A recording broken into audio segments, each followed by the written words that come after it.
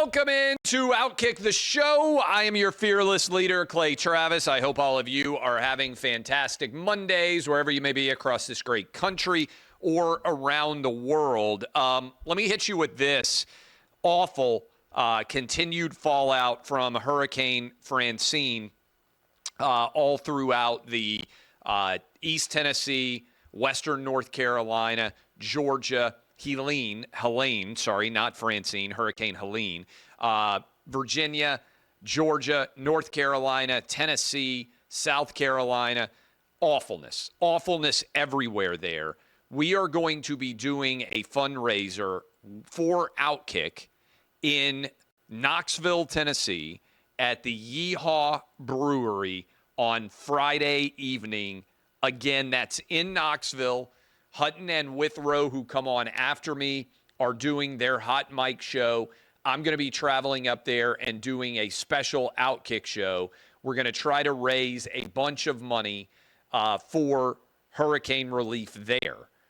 We may also be dealing with another substantial hurricane, which, as I speak to you, is forecast to be a Category 5 with 175 mile per hour winds that may hit Tampa.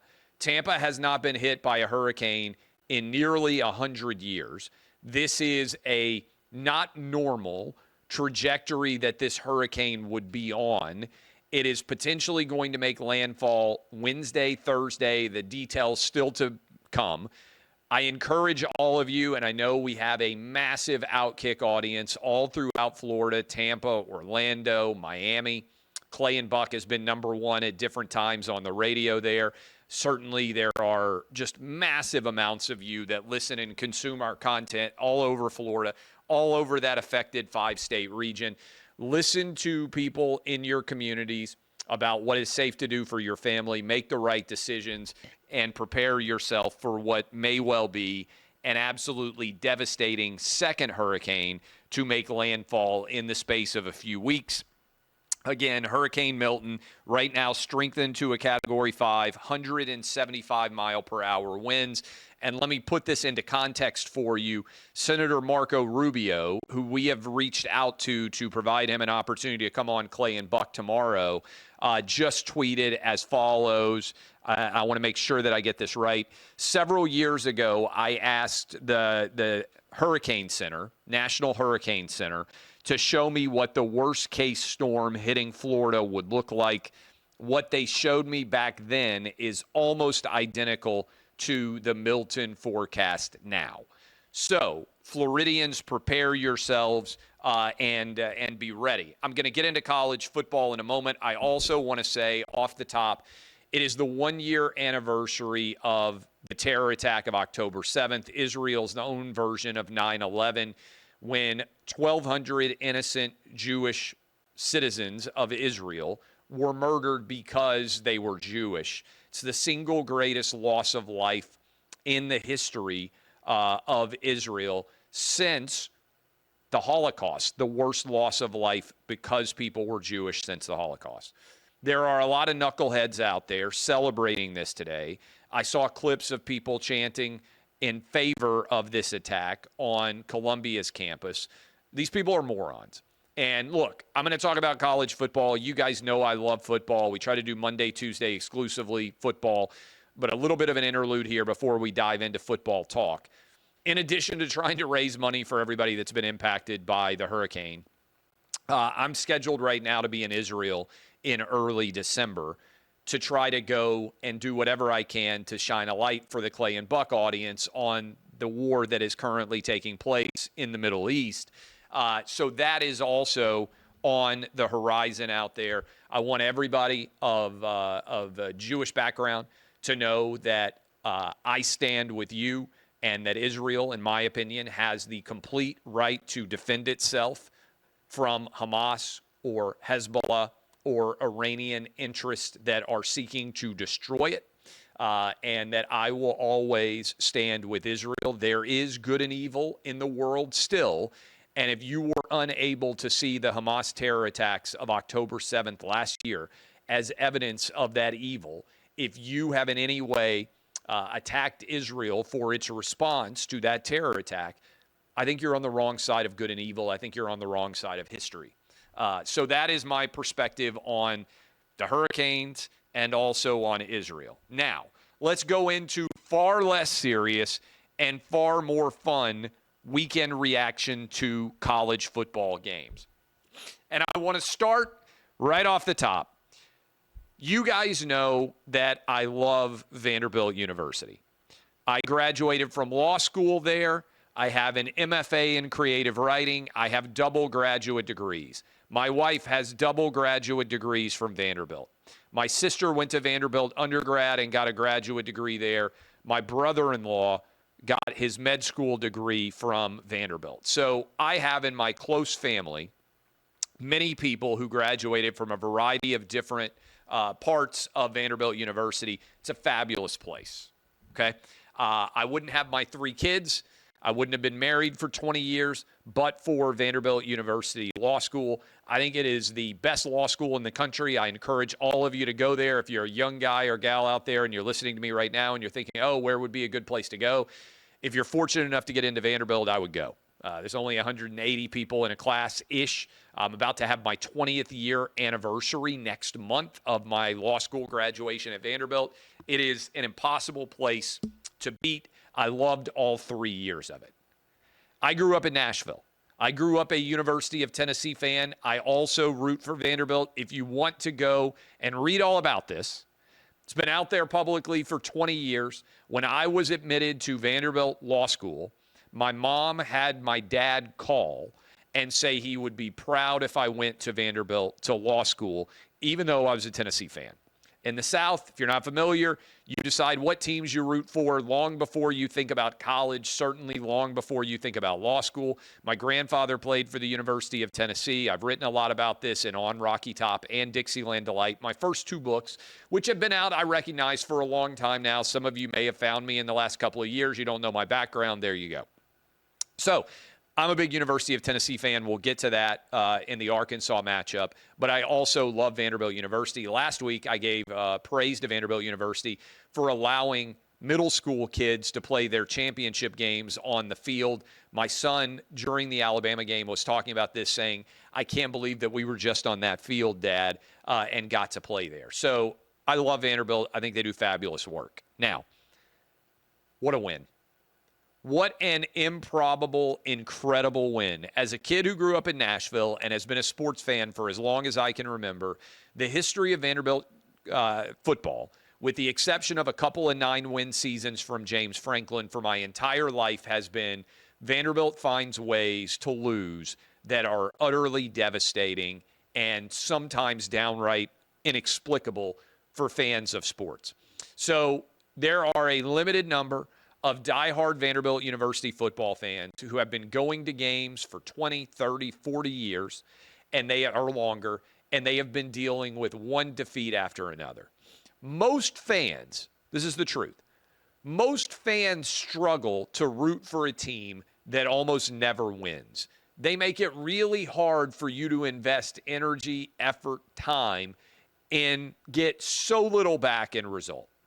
And so when I see a win like what happened Vanderbilt over Alabama, I just feel a tremendous amount of gratitude for all the diehard fans out there, for Clark Lee and the current Vanderbilt football team, and as well as the larger university community.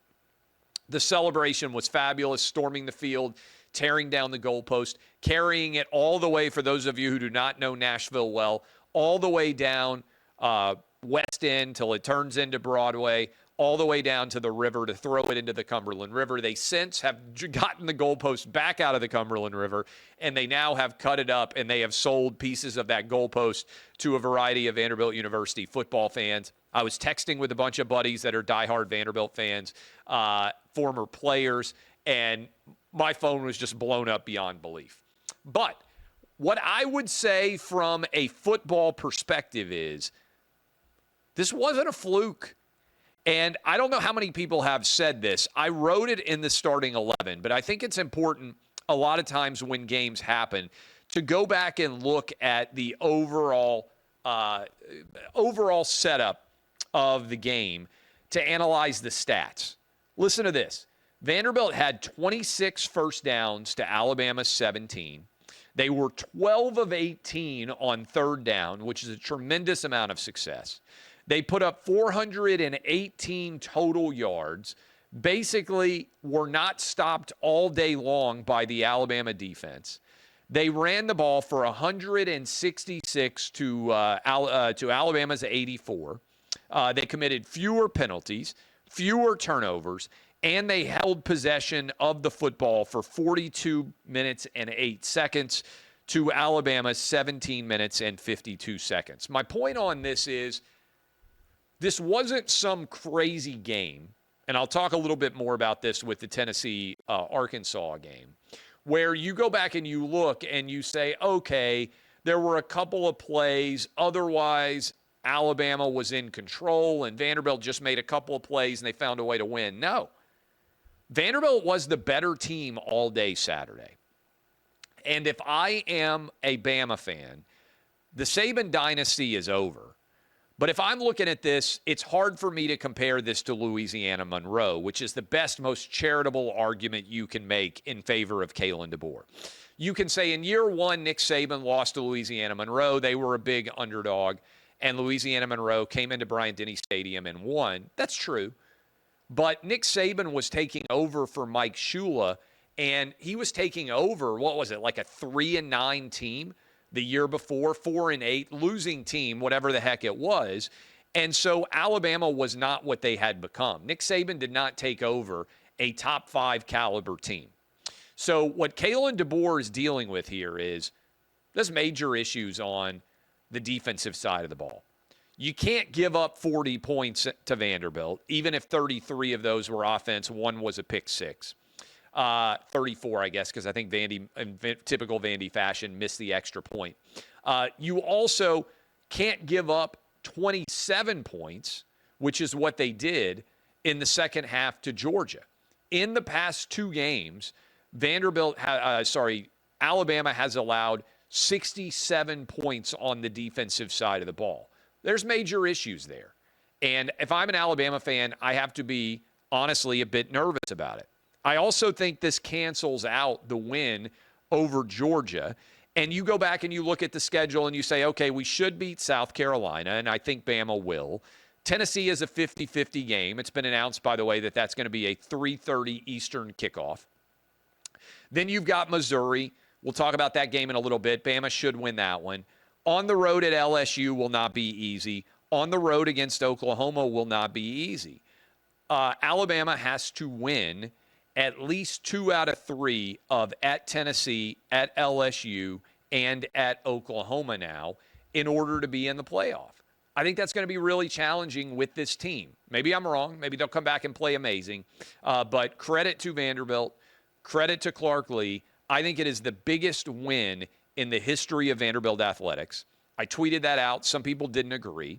But to me, as big as winning 2 College World Series is, and that is certainly a big accomplishment, beating the number 1 team for the first time in the history of your program and beating a dynastic, historical Alabama team is bigger than winning the 2 College World Series just by function of football being so much exponentially larger than anything that happens in the College World Series. A lot of people have no idea, and I say it, I had a great time. I was there last year watching Tennessee beat Texas A&M. A lot of people have no idea what actually happens in the College World Series because college baseball is just not that big in the grand scheme of things. Everybody that's a sports fan knows that Alabama lost to Vanderbilt. It's just orders of magnitude bigger based on the size of the overall sport. So props to Vandy. Alarm bells on the defensive side of the ball going off for Alabama. I would be nervous if I were a fan that Kalen DeBoer's defense is not up to snuff. Nick Saban would have never lost this game to Vanderbilt, I think, if he were coaching this year. Nick Saban might have lost to Georgia, to be fair. Georgia's really good. But he definitely wouldn't have lost to Alabama. This didn't happen in the SEC to Nick Saban. I know he lost a couple of years ago on the road to Texas A&M. I was a pretty talented Texas A&M fan. And there's a big difference between playing at night in College Station and playing in daytime at Vanderbilt in their rehab stadium that they're currently building out. Just FYI. All right, congratulations to Arkansas Razorbacks. They beat Tennessee 19-14, come back from a 14-3 deficit in the second half. I thought Tennessee was awful. I'm not going to lie. Again, congratulations to Arkansas. Taylon Green made some throws that I don't think he's made all season. Probably played his best game of the year. Tennessee played their worst game of the year. This was a really poor offensive performance. Nico missed a lot of throws. Blocking was not good. Tennessee made a lot of dumb plays running into the kicker to give Arkansas first down, missing tons of throws in the fourth quarter alone that would have put this game away. Once Tennessee was up 14-3, they should have never lost. Josh Heupel has built Tennessee back to a top 10 caliber team. No doubt about that, I don't think. But each of the last 3 years, Tennessee was awful on the road 2 years ago against South Carolina, got blown out as a big favorite on the road.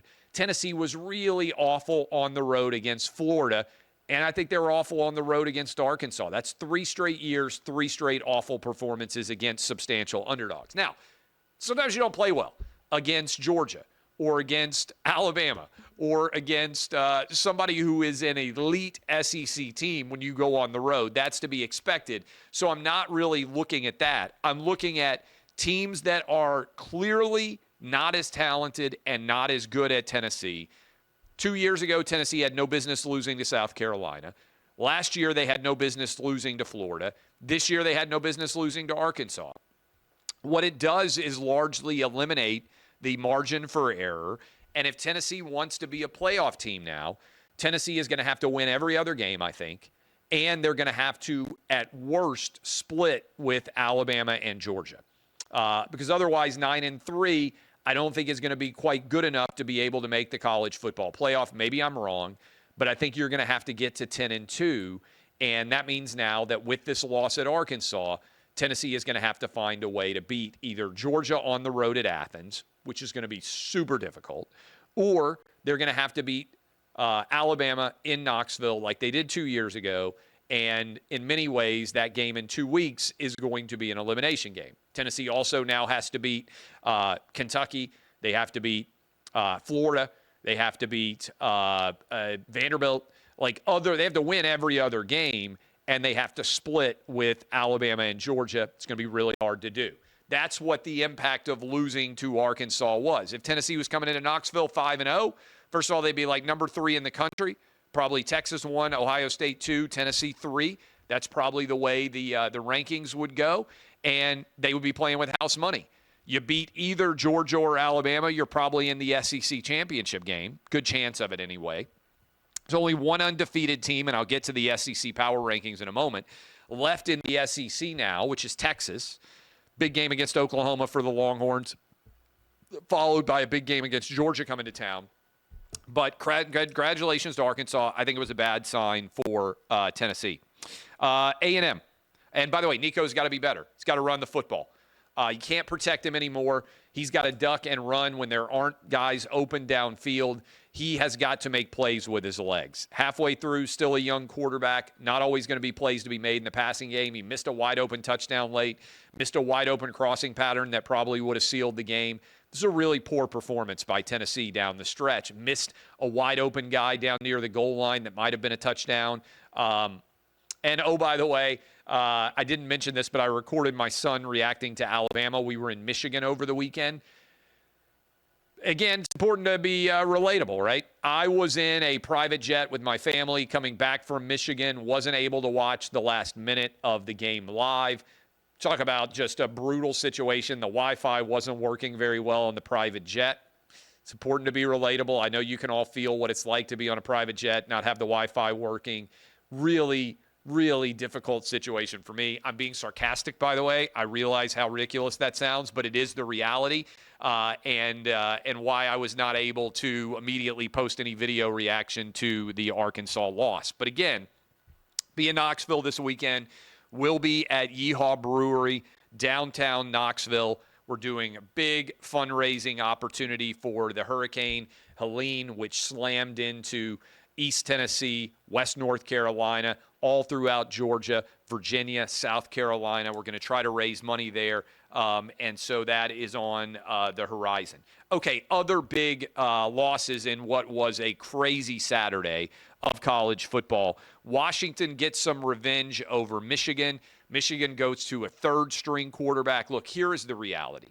Michigan does not have a quarterback. And I told you this after we watched the game against Texas. Michigan now has got 2 losses. They've effectively played themselves already out of the playoffs. Michigan loses to Washington. Big win for the Huskies. Neither team that good this year. Michigan, I don't think, is a top 25 team. I think they're going to go 8-4, 7-5-ish. I also think USC in a loss to Minnesota, bad loss for Lincoln Riley. Lincoln Riley now at USC has lost as many conference games in basically 2.5 years as he lost in his entire tenure at Oklahoma. Lincoln Riley only 5-7 in his last 12 at USC. And that is the same record, by the way, as Billy Napier, who everybody has got on the hot seat at the University of Florida. That is pretty wild to think about. Again, USC losing to Minnesota. Congratulations to the Golden Gophers. Those were your 5 top 11 upsets. Miami survives late, got another beneficial call. I was already in bed. I did not stay up for it. When I went to bed, Miami was down, I think, 12 with like 6 minutes to go. They came back to win. Miami remains undefeated. So let me hit you with my OutKick top 10 as we are rolling through. The starting 11 is up on OutKick. If you're like, man, I want to read what Clay has to say about college football, and why wouldn't you? There are thousands of words from me up every single Sunday, sometimes later in the day, but usually in the morning. And you can go see everything that I have to say about college football. Now, SEC power rankings. I mentioned that there's only one undefeated team left in Texas. And so here is my jumbled SEC power rankings. I've got Texas number 1 overall. I've got Georgia number 2, Alabama 3. And yes, I've got Georgia above Alabama because what I tried to do was take one-loss teams and analyze their loss and their best wins. And then I tried to take 2-loss teams and analyze their losses and their best wins. And I was not using head-to-head. So I've got Texas 1, Georgia 2, Alabama 3, Texas A&M 4, Aggies big win over Mizzou. I did not talk about that one in many ways.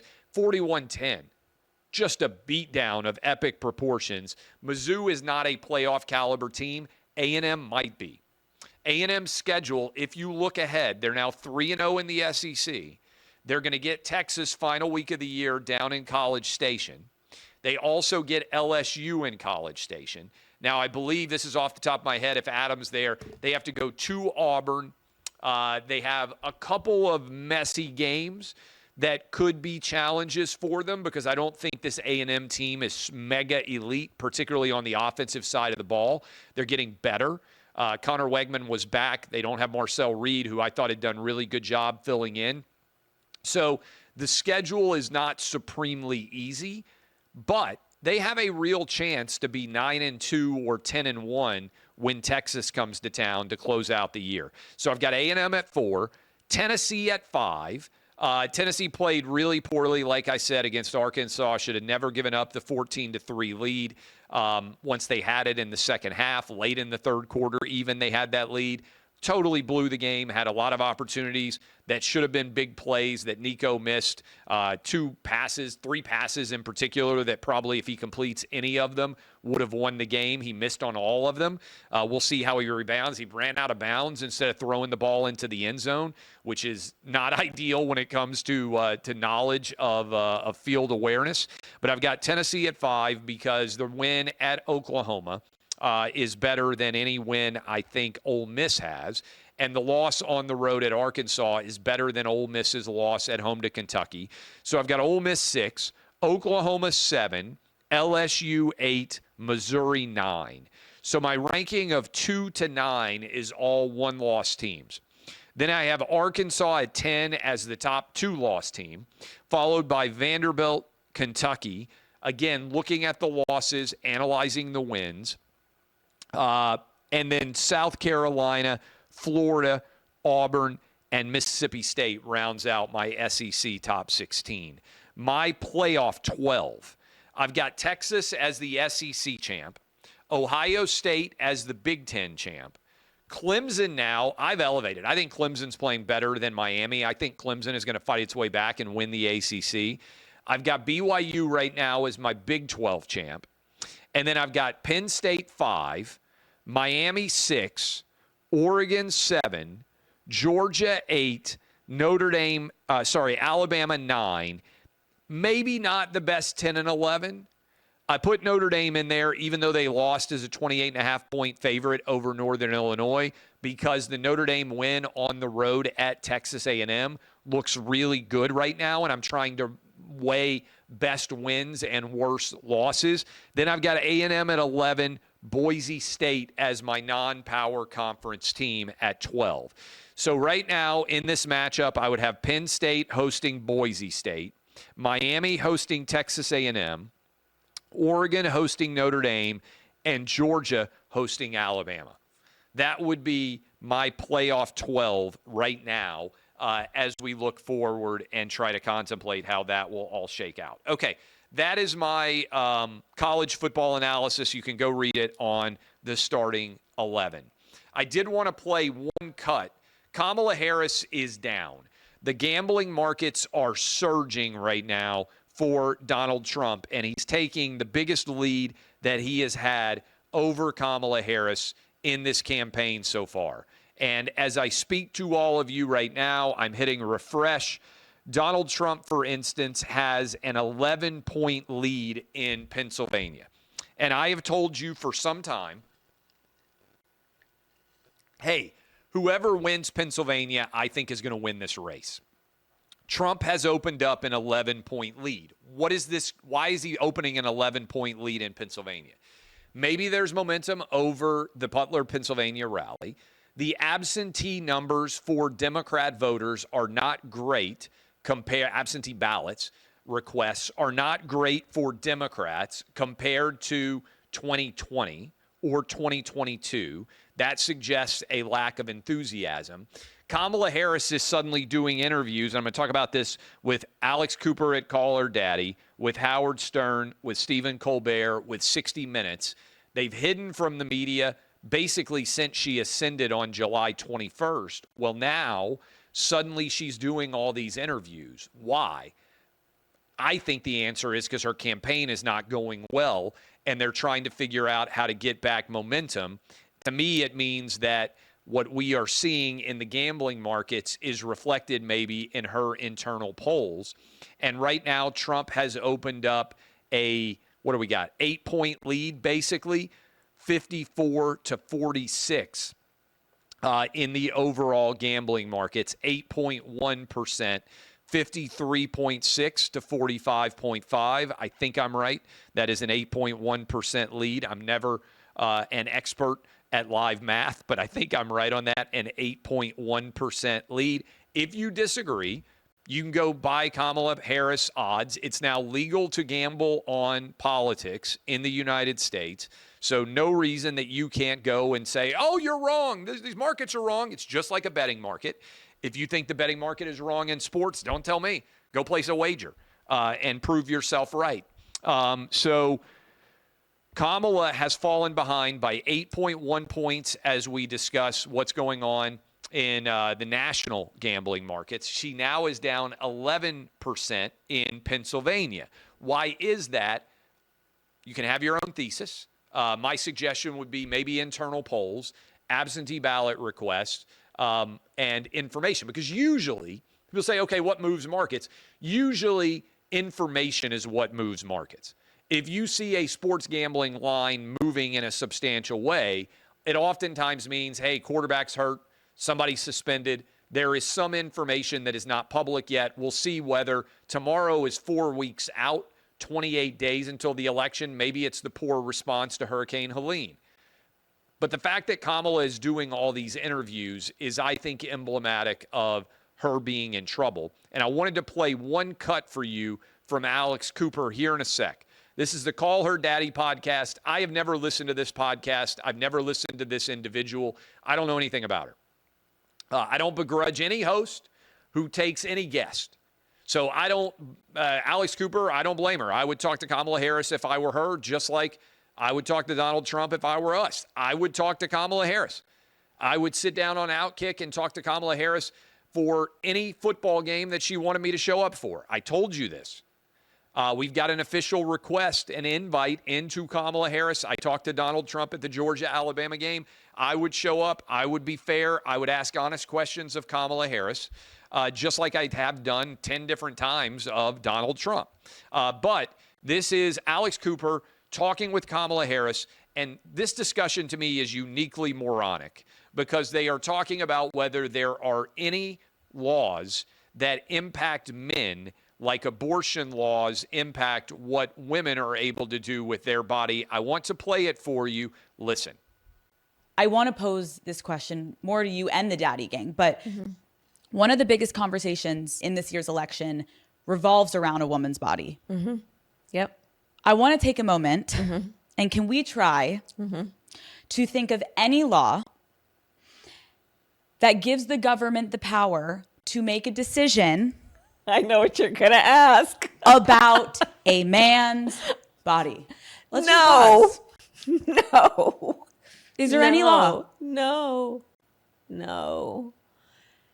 It's no. Okay, I shared this clip online that I just played for all of you, and I want to make sure that I get the numbers right because it's gone mega viral. I'm going to tell you in just a sec how many people have watched that on my Twitter account alone. 47,000 likes, 4.1 million views of that video. And I said, Kamala Harris and the Call Her Daddy chick, her name is Alex Cooper, attempt to come up with any governmental law that controls a man's body. Both say there isn't one, then laugh. The correct answer is yes, the draft, which has cost over 1 million male lives in U.S. history. Now, this is not only an indictment of Kamala Harris and Alex Cooper, it's an indictment of everybody that works on their show, because this is a prepared question, and neither one of them think of the Selective Service Act, which requires every man, when he turns 18 years old, register for the draft. I had to do it. If you're male and you're over 18 years old, you had to do it too. Now, I don't disagree with this. I think the draft should draft only men. I'm not saying that men are being discriminated against here. Men are, in general, bigger, stronger, and faster than women. They should be primary soldiers in the event that we had a war. Now, I'm 45 now. I basically have aged out of soldier life. I don't think I'm ever going to get drafted, but I have 3 boys, 16, 14, and 10. And when they turn 18 years old, they will also be required to register for the draft. We drafted soldiers to fight in Civil War, the most deadly war that's ever been fought on both the North and the South. We drafted soldiers to fight in World War I, in World War II, in Vietnam, I think also in Korea.